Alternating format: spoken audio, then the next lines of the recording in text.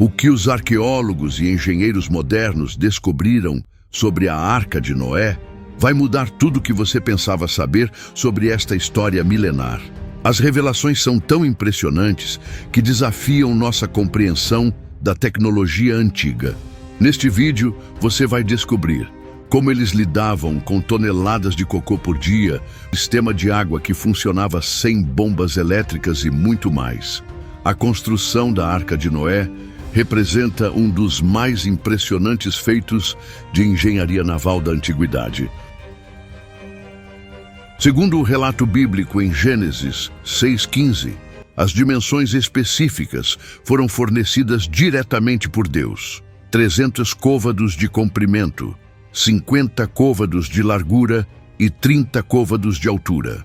Convertendo estas medidas para o sistema métrico moderno, obtemos proporções notáveis: 135 metros de comprimento, 22,5 metros de largura e 13,5 metros de altura. Para contextualizar, a arca equivalia ao comprimento de um campo de futebol e à altura de um edifício de 4 andares. Um detalhe significativo é que estas dimensões são inferiores às de navios de cruzeiro contemporâneos, que podem alcançar 290 metros de comprimento. No entanto, engenheiros navais modernos identificaram nas proporções da arca uma relação ideal entre comprimento, largura e altura, otimizada para a estabilidade em condições marítimas extremas. O processo construtivo apresentou desafios extraordinários. Noé, com aproximadamente 600 anos de idade, segundo o registro bíblico, liderou este projeto monumental durante 120 anos, auxiliado apenas por seus 3 filhos, Sem, Cam e Jafé, e suas respectivas esposas. A construção ocorreu sem acesso às tecnologias modernas, sem guindastes, sem ferramentas elétricas, sem maquinário pesado. O material utilizado, identificado como madeira de gofer no texto original, permanece objeto de debate entre estudiosos. Teorias sugerem que poderia ser cipreste, cedro ou uma espécie extinta particularmente resistente à água. A escolha deste material específico indica conhecimento avançado sobre propriedades da madeira e sua resistência à deterioração marinha. A localização da construção, em áreas sem acesso a corpos d'água significativos, adiciona outra camada de complexidade ao projeto.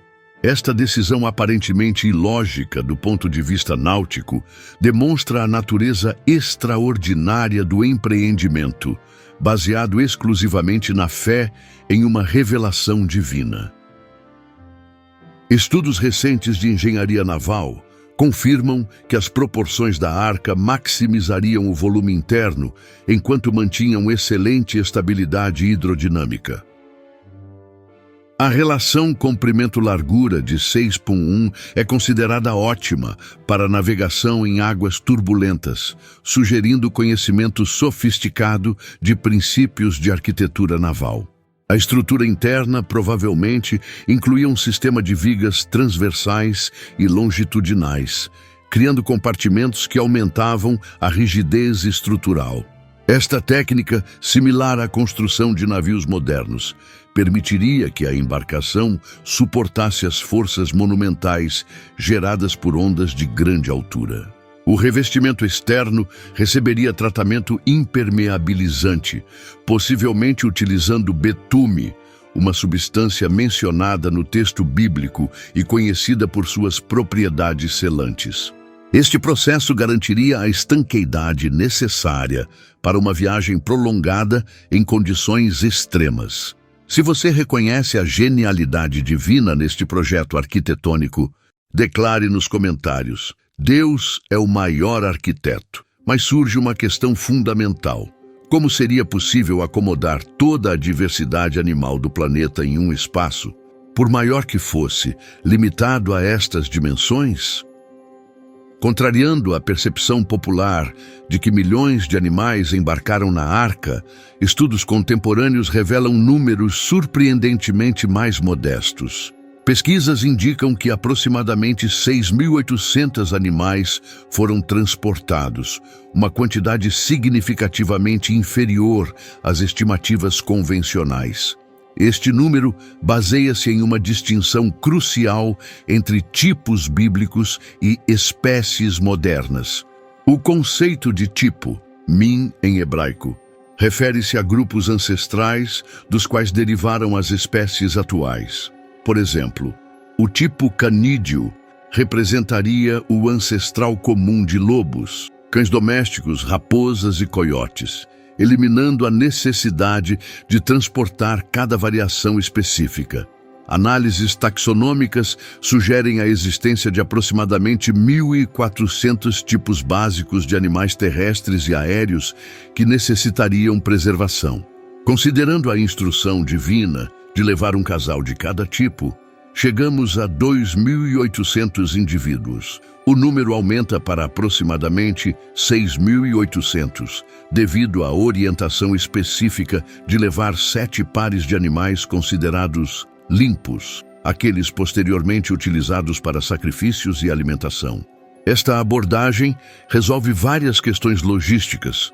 Insetos, organismos marinhos e plantas não precisavam ser incluídos, pois poderiam sobreviver às condições do dilúvio.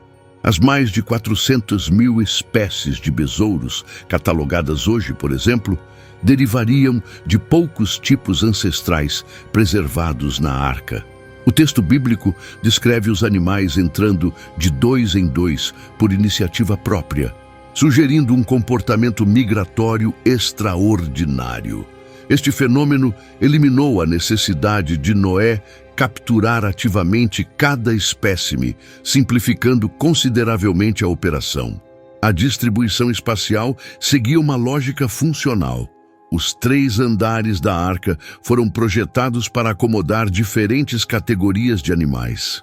O andar inferior abrigava os espécimes de maior porte e peso, garantindo estabilidade estrutural. O andar intermediário comportava animais de médio porte, enquanto o superior destinava-se a espécies menores e aves. Cada compartimento era adaptado às necessidades específicas de seus ocupantes. Herbívoros e carnívoros ocupavam seções separadas, minimizando conflitos. Répteis e anfíbios dispunham de ambientes com condições microclimáticas controladas. As aves eram mantidas em estruturas especializadas no andar superior. Evidências indicam que muitos animais embarcados eram juvenis ou subadultos, reduzindo requisitos de espaço e alimentação. Esta estratégia também facilitava o manejo e diminuía o volume de dejetos produzidos. Os dinossauros, por exemplo, teriam sido representados por espécimes jovens, significativamente menores que os adultos retratados na cultura popular. A seleção criteriosa dos tipos ancestrais demonstra planejamento sofisticado. Estudos genéticos modernos corroboram a viabilidade de derivar a atual diversidade biológica a partir de um número limitado de pares reprodutores, através de processos de especiação pós-diluviana. Esta operação logística sem precedentes foi executada por apenas 8 pessoas: Noé, sua esposa, seus 3 filhos e suas noras. A eficiência deste pequeno grupo em gerenciar quase 7.000 animais evidencia um nível extraordinário de organização e, segundo a perspectiva bíblica, assistência divina. Se estes números surpreendentes reforçam sua admiração pela sabedoria do plano divino, deixe seu like e compartilhe esta revelação com outros interessados neste estudo. Mas como esta família conseguiu manter todos esses animais alimentados e saudáveis durante mais de um ano em alto mar? Como gerenciaram toneladas de dejetos diariamente? A manutenção de aproximadamente 6.800 animais em um ambiente fechado por 370 dias representa um dos maiores desafios logísticos registrados nas Escrituras Sagradas. A análise deste aspecto revela um sistema organizacional notavelmente avançado para sua época. O primeiro elemento crucial era o sistema de alimentação. Segundo estudos arqueológicos e textuais, a arca contava com um mecanismo que hoje classificaríamos como semi-automático. Grandes recipientes de cerâmica, conhecidos como botijas, eram estrategicamente posicionados nas jaulas. Estes recipientes apresentavam aberturas calibradas que permitiam a liberação controlada de alimento e água para cada espécie. A preservação dos alimentos por mais de um ano exigiu técnicas sofisticadas de conservação. Documentos históricos sugerem que Noé utilizou métodos como desidratação solar, armazenamento em compartimentos secos e recipientes hermeticamente fechados. O inventário incluía grãos, feno, frutas secas e sementes, uma dieta cuidadosamente planejada para atender às necessidades nutricionais de diferentes espécies. A gestão de dejetos animais apresentava um desafio particular. Estima-se que a produção diária alcançava várias toneladas. A solução implementada demonstra notável engenhosidade. As jaulas foram construídas com pisos inclinados que direcionavam os dejetos para canais específicos. Estes canais convergiam para um reservatório central no nível inferior da embarcação, equipado com comportas que permitiam o esvaziamento regular para o exterior. A iluminação interior dependia de lâmpadas a óleo, abastecidas com azeite de oliva ou gordura animal. A manutenção deste sistema de iluminação constituía uma tarefa diária essencial, garantindo visibilidade adequada para as operações internas durante as 24 horas do dia.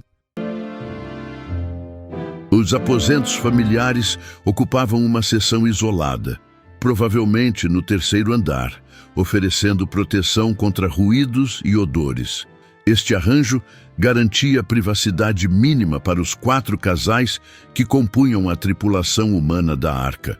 O sistema hidráulico merece destaque especial.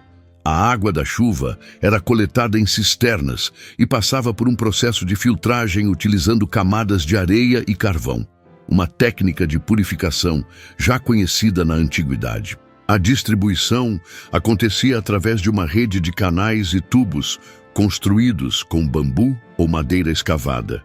A rotina diária seguia um cronograma rigoroso. As tarefas incluíam inspeção sanitária dos animais, reabastecimento dos sistemas de alimentação, limpeza das áreas comuns, manutenção das lâmpadas e preparação das refeições familiares. Este ciclo repetia-se ininterruptamente durante todo o período do dilúvio. O controle temporal era mantido através de métodos rudimentares, possivelmente marcações em superfícies ou registros em pergaminhos. Este sistema permitiu um registro preciso da duração do evento, fundamental para a narrativa bíblica. A dieta humana restringia-se aos alimentos preservados, grãos, leguminosas secas, frutas desidratadas e pães ázimos. Esta alimentação, embora monótona, garantia os nutrientes essenciais para a sobrevivência da tripulação. O ambiente sonoro da arca apresentava desafios significativos. O conjunto de vocalizações animais, rangidos estruturais, impacto das ondas e precipitação constante criava uma paisagem sonora intensa e contínua. A adaptação psicológica a estas condições demonstra a resiliência dos ocupantes. Este complexo sistema operacional, funcionando eficientemente por mais de um ano, sem recursos tecnológicos modernos, representa um marco na história da engenharia antiga e gestão de recursos. A sobrevivência de todas as espécies embarcadas atesta a eficácia dos métodos empregados. A análise minuciosa dos sistemas técnicos da arca revela conhecimentos de engenharia que transcendem as capacidades tecnológicas da época. Estes detalhes fornecem evidências convincentes da orientação sobrenatural no projeto. O sistema de ventilação representa um dos aspectos mais sofisticados da construção. A estrutura contava com uma abertura superior, tsohar em hebraico, de aproximadamente 1 côvado, estrategicamente posicionada para criar correntes de convecção natural. Este design permitia a circulação constante do ar através dos 3 andares, essencial para a sobrevivência de milhares de animais em um ambiente fechado. Dutos verticais, provavelmente construídos entre as paredes duplas da embarcação, facilitavam a distribuição uniforme do ar fresco. A diferença de temperatura entre os andares criava um efeito de chaminé, garantindo renovação atmosférica contínua sem necessidade de mecanismos artificiais. A resistência estrutural da arca durante tempestades cataclísmicas demonstra engenharia excepcional. O formato retangular, frequentemente criticado por leigos, oferecia máxima estabilidade em condições de mar revolto. A proporção 6.1 entre comprimento e largura criava um centro de gravidade baixo, minimizando o risco de capotamento. As vigas transversais e longitudinais formavam uma estrutura celular semelhante à tecnologia naval moderna. Esta configuração distribuía uniformemente as tensões causadas por ondas gigantescas, evitando colapso estrutural. O revestimento betuminoso não apenas impermeabilizava, mas também aumentava a flexibilidade da madeira, permitindo que a estrutura absorvesse impactos sem fraturas. As seções especializadas para répteis e anfíbios revelam compreensão avançada de necessidades biológicas. Estes compartimentos mantinham microclimas específicos através de sistemas passivos de controle de umidade e temperatura. Reservatórios de água estrategicamente posicionados criavam zonas de maior umidade, enquanto áreas ventiladas proporcionavam ambientes mais secos conforme necessário. O ambiente sonoro apresentava desafios psicológicos significativos. O barulho constante incluía vocalizações de milhares de animais, o ranger estrutural da madeira, o impacto incessante das ondas e a precipitação torrencial. Estudos acústicos sugerem níveis de ruído superiores a 85 decibéis, comparáveis a uma fábrica industrial. A manutenção da saúde mental durante 370 dias nestas condições exigiu estratégias de adaptação extraordinárias. A família estabeleceu rotinas rigorosas, dividindo tarefas e mantendo ciclos regulares de descanso. Os quartos familiares, isolados acusticamente por camadas de materiais absorventes, ofereciam refúgio relativo do caos sensorial. Durante os 40 dias e 40 noites iniciais de chuva intensa, as condições atingiram extremos críticos. Trovões contínuos, relâmpagos e turbulência marítima criaram um ambiente de terror constante. A sobrevivência psicológica dependeu de uma fé inabalável e disciplina mental excepcional.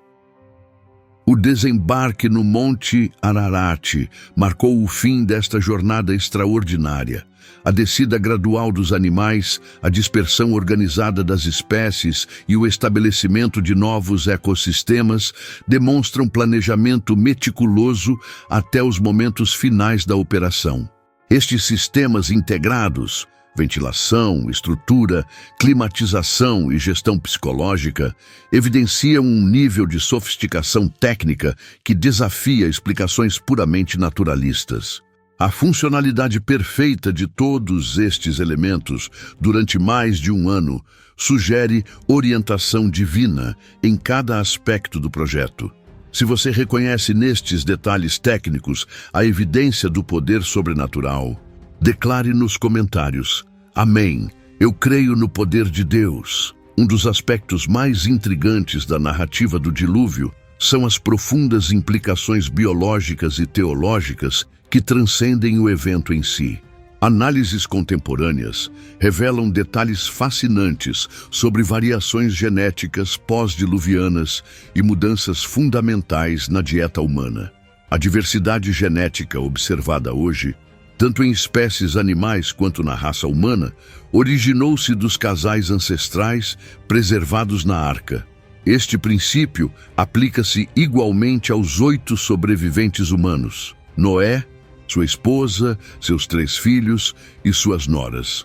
Estudos genéticos sugerem que as variações étnicas modernas desenvolveram-se a partir deste pool genético limitado através de processos de adaptação e seleção natural. Uma questão frequentemente levantada por estudiosos envolve uma aparente contradição nas instruções divinas. Gênesis 6, 19 e 20 menciona 2 de cada espécie, enquanto Gênesis 7, 2, 3 especifica 7 pares de animais limpos. Especialistas em hebraico bíblico esclarecem que não há contradição.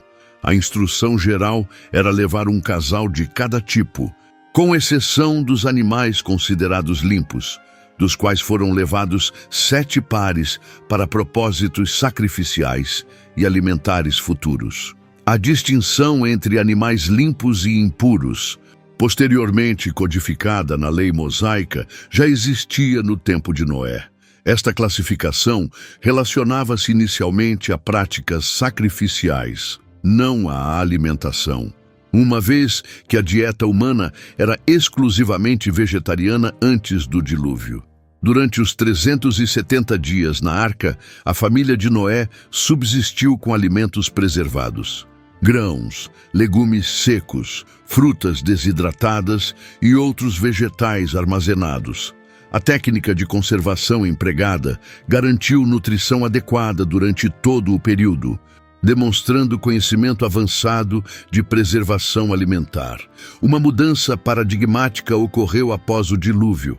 Em Gênesis 9, 3, Deus autorizou o consumo de carne. Tudo o que se move e vive vos servirá de alimento. Esta alteração fundamental na dieta humana representou uma transição significativa para Noé e sua família, que jamais haviam consumido produtos animais.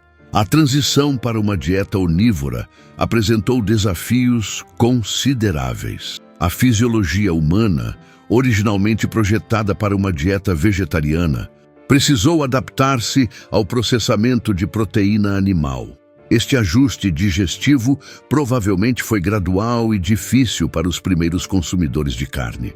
Teologicamente, esta mudança reflete uma alteração no plano divino original. O Éden apresentava uma dieta exclusivamente baseada em plantas, sugerindo que o vegetarianismo representava o ideal original. A permissão para consumo de carne após o dilúvio indica uma concessão às novas condições pós-diluvianas, possivelmente relacionada a mudanças ambientais que tornaram a sobrevivência mais desafiadora.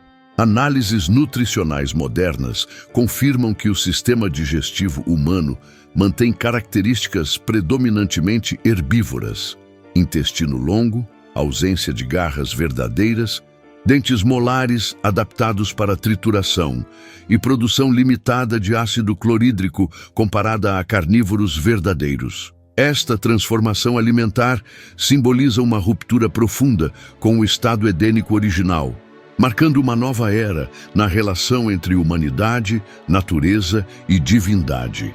O arco-íris, estabelecido como símbolo da aliança pós-diluviana, selou este novo paradigma existencial. Se você reconhece nestas transformações a evidência de um plano divino adaptativo, declare nos comentários: Amém, eu creio no poder de Deus.